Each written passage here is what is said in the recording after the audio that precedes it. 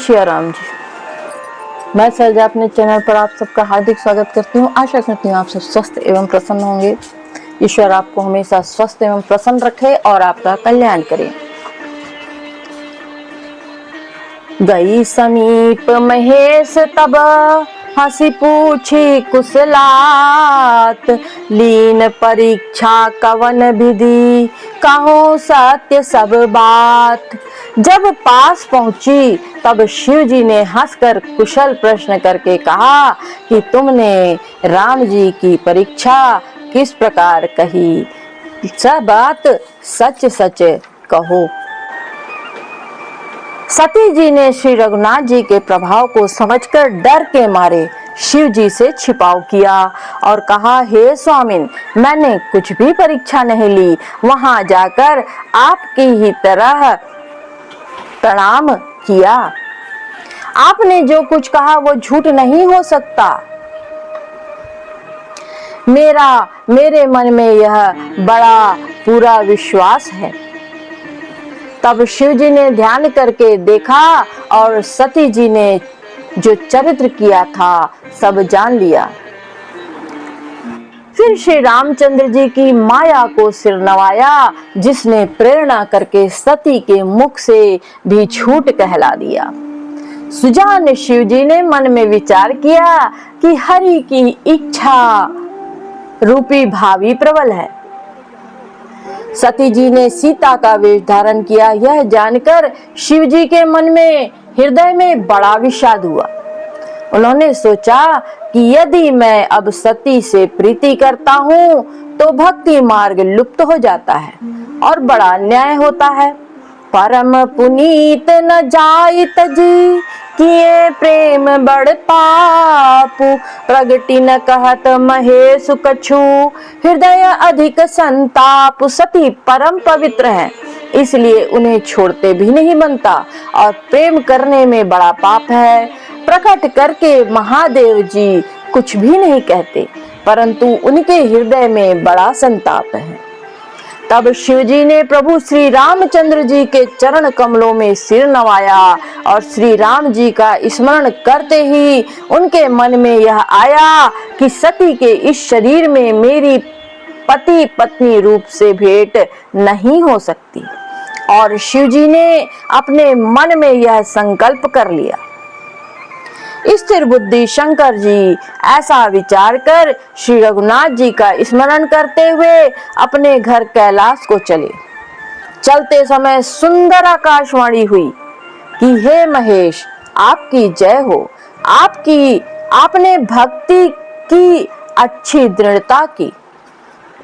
आपको छोड़कर दूसरा कौन ऐसी प्रतिज्ञा कर सकता है।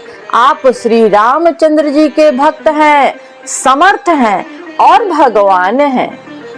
इस आकाशवाणी को सुनकर सती जी के मन में चिंता हुई और उन्हें सकुचाते हुए शिव जी से पूछा, हे कृपालु, कहिए आपने कौन सी प्रतिज्ञा की है। हे प्रभु, आप सत्य के धाम और दीन दयालु हैं। यद्यपि सती जी ने बहुत प्रकार से पूछा, परंतु त्रिपुरारी शिव जी ने कुछ न कहा।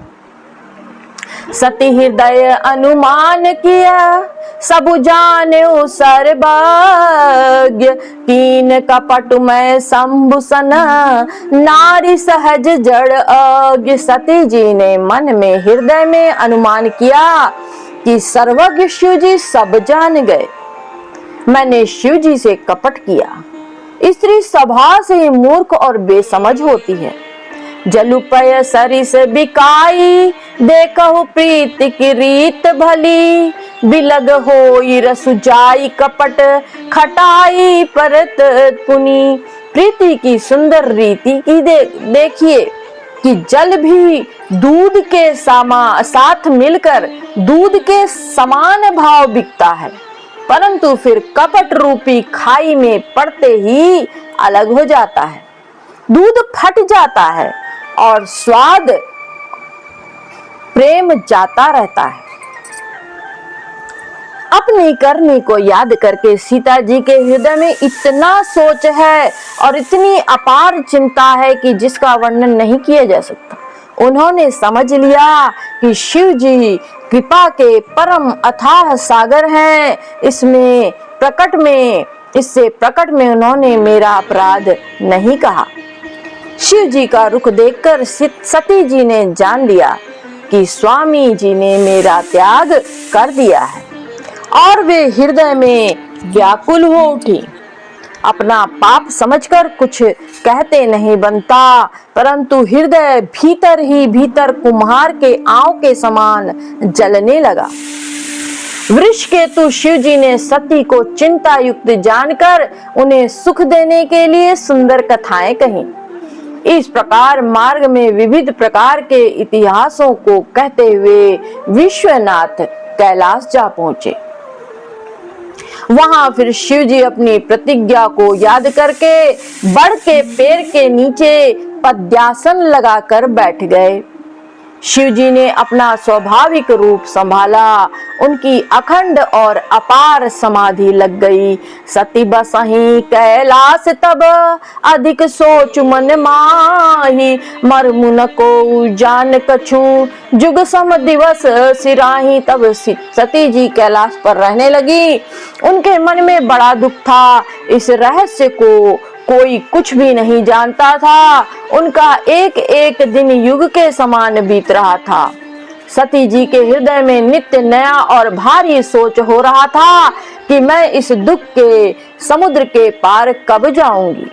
मैंने जो श्री रघुनाथ जी का अपमान किया और फिर पति के वचनों को झूठ जाना, उसका फल विधाता ने मुझको दिया। जो उचित था वही किया, परंतु हे विधाता, अब तुझे यह उचित नहीं है जो शंकर से विमुख होने पर भी मुझे जिला रहा है।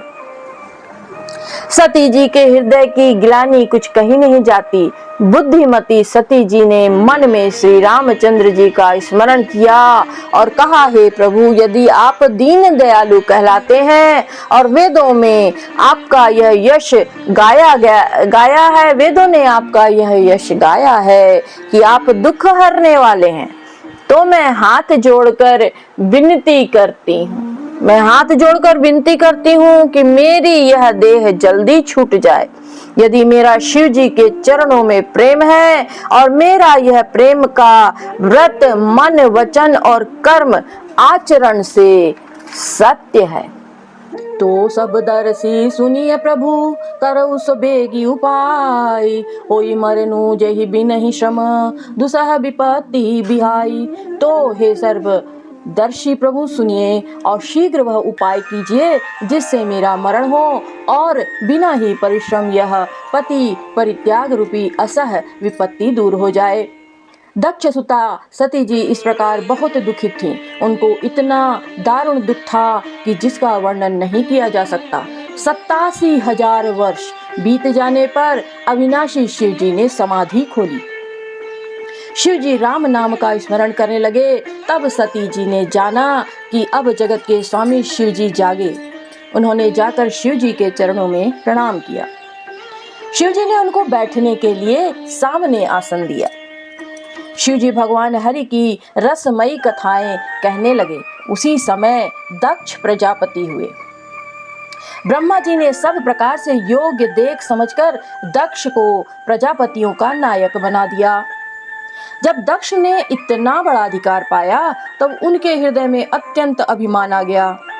जगत में ऐसा कोई पैदा नहीं हुआ जिसको प्रभुता पाकर मद न हो। दक्ष लिए मुनि बोली सब करन लगे बड़े जाग। न्योते सादर सकल सुर जे पावत मख भाग। दक्ष ने सब मुनियों को बुला लिया और वे बड़ा यज्ञ करने लगे। जो देवता यज्ञ का भाग पाते हैं दक्ष ने उन सब को आदर सहित निमंत्रित किया।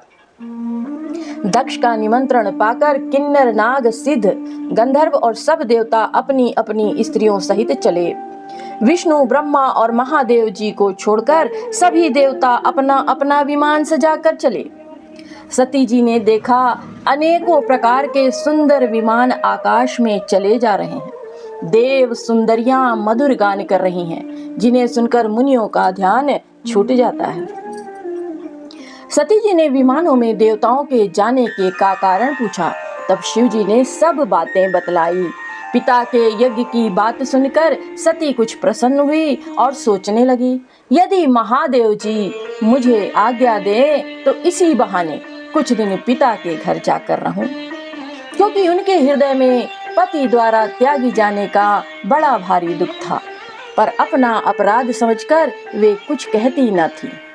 आखिर सती जी भय, संकोच और प्रेम रस में सनी हुई मनोहर वाणी बोली, पिता भवन उत्सव परम जो प्रभु आयसु होई, तो मैं जाऊं कृपा यतन सादर देखन सोई। हे प्रभु, मेरे पिता के घर बहुत बड़ा उत्सव है, यदि आपकी आज्ञा हो तो हे कृपा धाम, मैं आदर सहित उसे देखने जाऊं।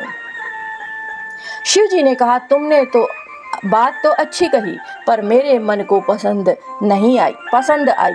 यह मेरे मन को भी पसंद आई, पर उन्होंने न्योता नहीं भेजा। यह अनुचित है। दक्ष ने अपनी सब लड़कियों को बुलाया है, किंतु हमारे वैर के कारण उन्होंने तुमको भी बुला दिया। एक बार ब्रह्मा की सभा में हमसे अप्रसन्न हो गए थे, उसी से अब भी हमारा अपमान करते हैं। हे भवानी, तुम बिना बुलाए जाओगी तो न शील स्नेह रहेगा और न मान मर्यादा रहेगी। यद्यपि इसमें संदेह नहीं कि मित्र, स्वामी, पिता और गुरु के घर बिना बुलाए भी जाना चाहिए, तो भी जहाँ कोई विरोध मानता हो उसके घर जाने से कल्याण नहीं होता। शिव जी ने बहुत प्रकार से समझाया, पर होनहारवश सती के हृदय में बोध नहीं हुआ। फिर शिव जी ने कहा, यदि बिना बुलाए जाओगी तो हमारी समझ में अच्छी बात ना होगी। कही देखा हर जतन बहु रहाई न दक्ष कुमारी, दिए मुख्य गण संग तब विदा कीन त्रिपुरारी। शिव जी ने बहुत प्रकार से कहकर देख लिया, जब सती किसी प्रकार भी नहीं रुकी, तब त्रिपुरारी महादेव जी ने अपने मुख्य गणों को साथ देकर उनको विदा कर दिया। भवानी जब पिता दक्ष के घर पहुंची, तब दक्ष के डर के मारे किसी ने उनकी आवभगत नहीं की। केवल एक माता भले ही आदर से मिली, बहनें बहुत मुस्कुराते हुई मिली। दक्ष तो उनकी कुछ कुशल तक नहीं पूछी। सती जी को देखकर उल्टे उनके सारे अंग जल उठे। तब सती ने जाकर यज्ञ देखा तो वहां कहीं शिव जी का भाग दिखाई नहीं दिया। तब शिव जी ने जो कहा था वह उनकी समझ में आया। स्वामी का अपमान समझकर सती का हृदय जल उठा। पिछला पति परित्याग का दुख उनके हृदय में उतना नहीं व्यापा था जितना महान दुख इस समय पति अपमान के कारण हुआ। यद्यपि जगत में अनेक प्रकार के दारुण दुख हैं, तथापि जाति अपमान सबसे बढ़कर कठिन है। यह समझकर सती जी को बड़ा क्रोध आया। माता ने उन्हें बहुत प्रकार से समझाया बुझाया।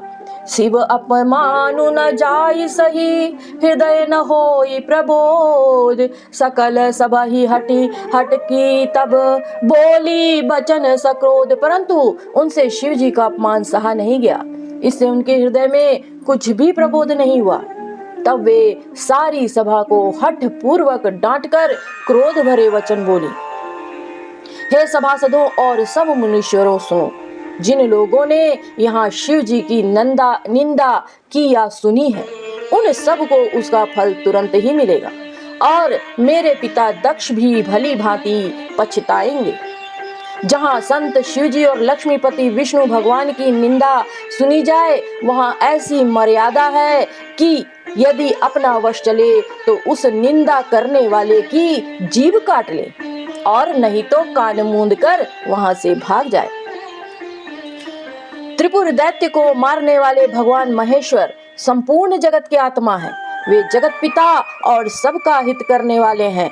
मेरा मंद बुद्धि पिता उनकी निंदा करता है और मेरा यह शरीर दक्ष के ही वीर से उत्पन्न है, इसलिए चंद्रमा को ललाट पर धारण करने वाले वृषकेतु शिव जी को हृदय में धारण करके मैं इस शरीर को तुरंत ही त्याग दूंगी। ऐसा कहकर सती जी ने योगाग्नि में अपना शरीर भस्म कर डाला। सारी यज्ञशाला में हाहाकार मच गया। सती मरनु सुनी शंभुगन लगे करन मख खीस, यज्ञ विध्वंस बिलो की भृगु रक्षा कीन मुनीस। सती का मरण सुनकर शिव जी के गण यज्ञ विध्वंस करने लगे। यज्ञ विध्वंस होते देखकर मुनीश्वर भृगु जी ने उसकी रक्षा की। वे सब समाचार शिव जी को मिले, तब उन्होंने क्रोध करके वीरभद्र को भेजा। उन्होंने वहां जाकर यज्ञ विध्वंस कर डाला और सब देवताओं को यथोचित फल दंड दिया। दक्ष की जगत प्रसिद्ध वही गति हुई जो शिवद्रोही की हुआ करती है। यह इतिहास सारा संसार जानता है, इसलिए मैंने संक्षेप में वर्णन किया। सती ने मरते समय भगवान हरि से यह वर मांगा कि मेरा जन्म जन्म में शिव जी के चरणों में अनुराग रहे। इसी कारण उन्होंने हिमाचल के घर जाकर पार्वती के शरीर से जन्म लिया। जब से उमा जी हिमाचल के घर जन्मी, तब से वहां सारी सिद्धियां और संपत्तियां छा गईं। मुनियों ने जहां तहां सुंदर आश्रम बना लिए और हिमाचल ने उनको उचित स्थान दिए। सदा सुमन फल सहित सभा द्रुम नव नाना जाति, प्रगति सुंदर शैल पर मनिया कर बहु भांति। उस सुंदर पर्वत पर बहुत प्रकार के सब नए नए वृक्ष सदा पुष्प फल युक्त हो गए और वहां बहुत तरह की मणियों की खानें प्रकट हो गई। सारी नदियों में पवित्र जल बहता है और पक्षी पशु भ्रमर सभी सुखी रहते हैं। सब जीवों ने अपना स्वाभाविक बैर छोड़ दिया और पर्वत पर सभी परस्पर प्रेम से रहते हैं। पार्वती जी के घर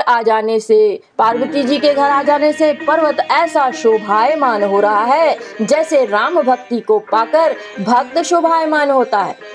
उस पर्वत राज के घर नित्य नए नए मंगल उत्सव होते हैं, जिसका ब्रह्मादि यश गाते हैं।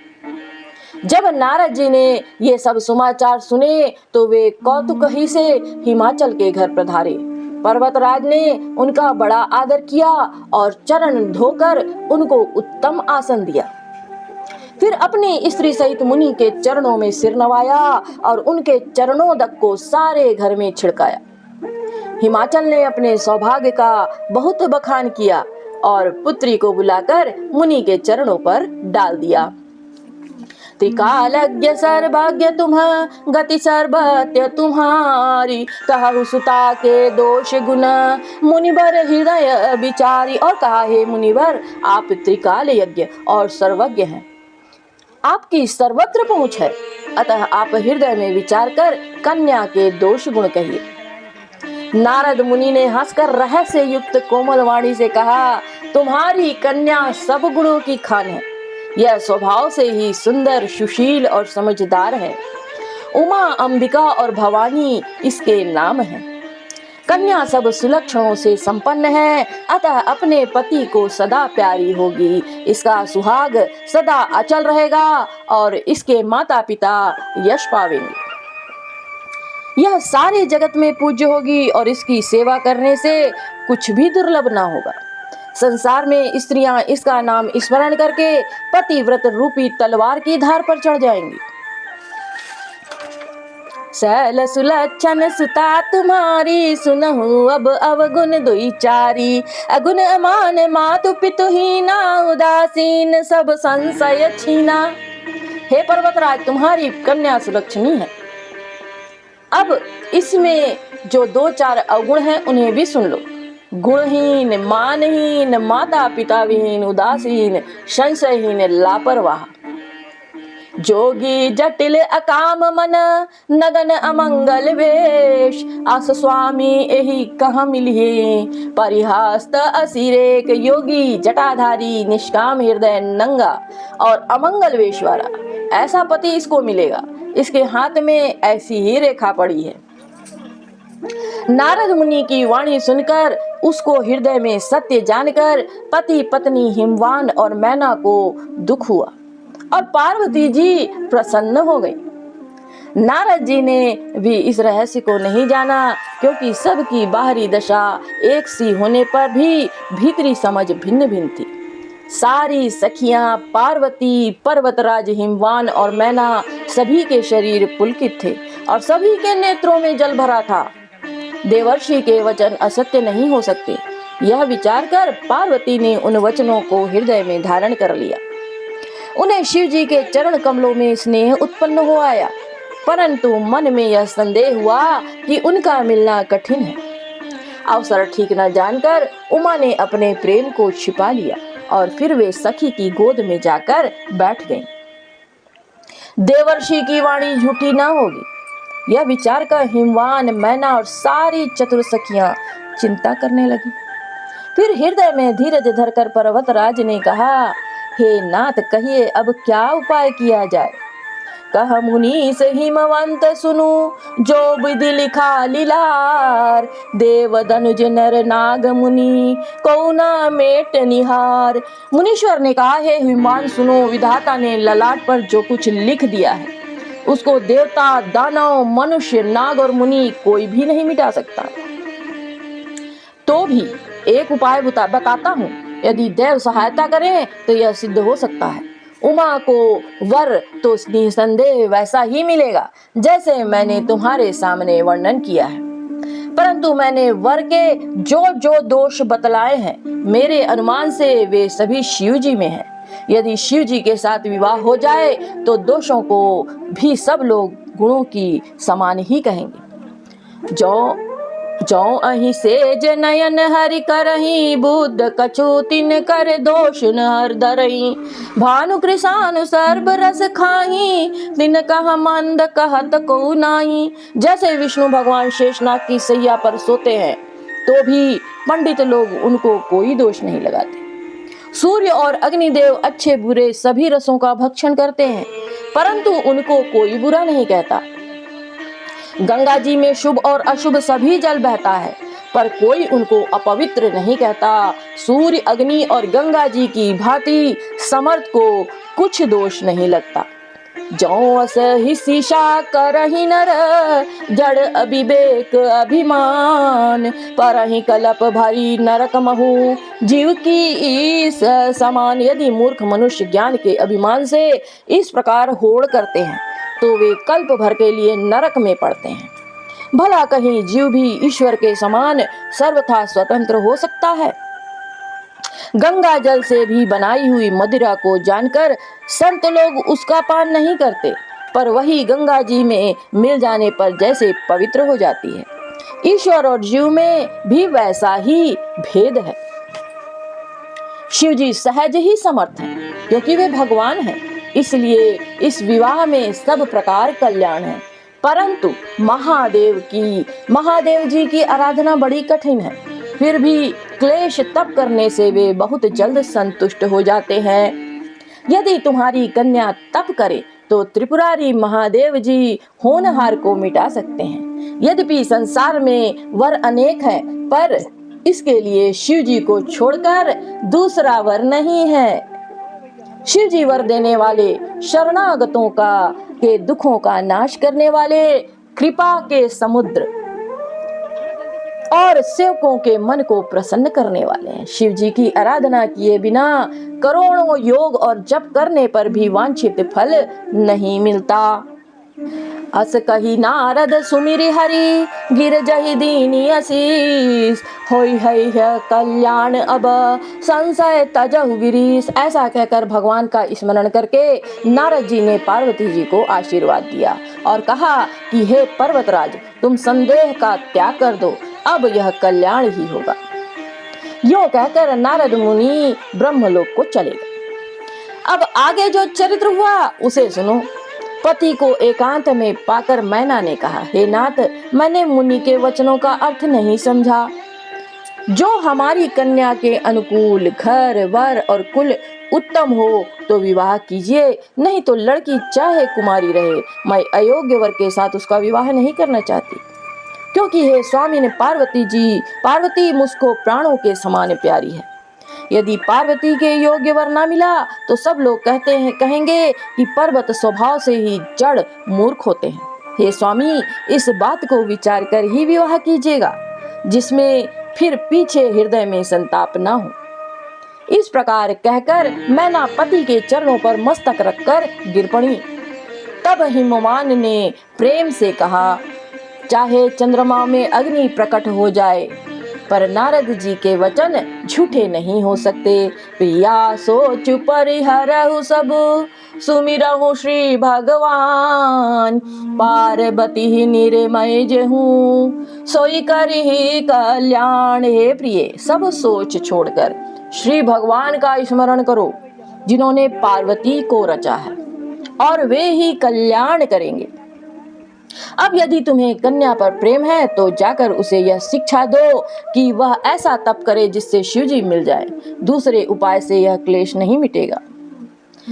नारद जी के वचन रहस्य से युक्त और सकारण हैं, और शिवजी समस्त सुंदर गुणों के भंडार हैं। यह विचार कर तुम मिथ्या संदेह को छोड़ दो। शिवजी सभी तरह से निष्कलंक है। पति के वचन सुनकर मन में प्रसन्न होकर मैना उठकर तुरंत पार्वती जी के पास गई। पार्वती को देखकर उनकी आंखों में आंसू भर आए। उसे स्नेह के साथ गोद में बैठा लिया। फिर बार बार उसको हृदय से लगाने लगी। प्रेम से मैना का गला भराया, कुछ कहा नहीं जाता। जगत जननी भवानी जी तो सर्वज्ञ ठहरी। माता के मन की दशा को जानकर वे माता को सुख देने वाली कोमल वाणी से बोली, सुनहि मातु मैं दीख असा, सपन सुनावऊं तो ही। सुंदर गौर सुबी प्रबर, अस उपदेश मोहि। माँ सुन, मैं तुझे सुनाती हूँ। मैंने ऐसा स्वप्न देखा है कि मुझे एक सुंदर गौर वर्ण शेष ब्राह्मण ने ऐसा उपदेश दिया है। हे पार्वती, नारद जी ने जो कहा है उसे सत्य समझकर तू जाकर तप कर। फिर यह बात तेरे माता पिता को भी अच्छी लगी है। तप सुख देने वाला और दुख दोष का नाश करने वाला है। तप के बल से ही ब्रह्मा संसार को रचते हैं, और तप के बल से ही विष्णु सारे जगत का पालन करते हैं, और तप के बल से ही शंभु रुद्र रूप में जगत का संहार करते हैं, और तप के बल से ही शेष जी पृथ्वी का भार धारण करते हैं। हे भवानी, सारी सृष्टि तप के ही आधार पर है। ऐसा जी में जानकर तू जाकर तप कर। यह बात सुनकर माता को बड़ा अचरज हुआ। उसने हिमवान को बुलाकर यह स्वप्न सुनाया। माता पिता को बहुत तरह से समझाकर बड़े हर्ष के साथ पार्वती जी तप करने के लिए चली।